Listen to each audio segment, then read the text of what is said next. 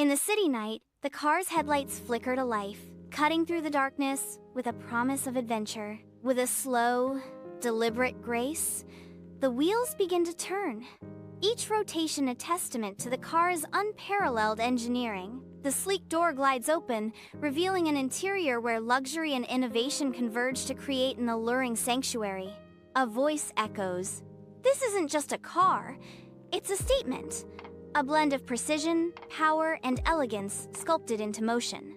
Bathed in the soft glow of ambient lights, the car's interior offers a sanctuary of silence and control. The press of a button awakens a symphony of power, as the engine's deep roar fills the cabin with anticipation. As a voice whispers of luxury and command, the world outside blurs, and the car becomes a realm of pure, unadulterated experience. The car glides through the city's streets, a nocturnal ballet of motion and light, as the city's vibrant reflections dance across its sleek surface.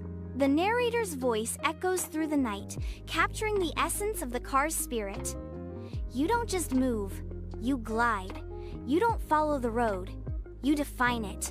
The car's taillights glow faintly as it disappears into the night, carrying secrets and unspoken tales.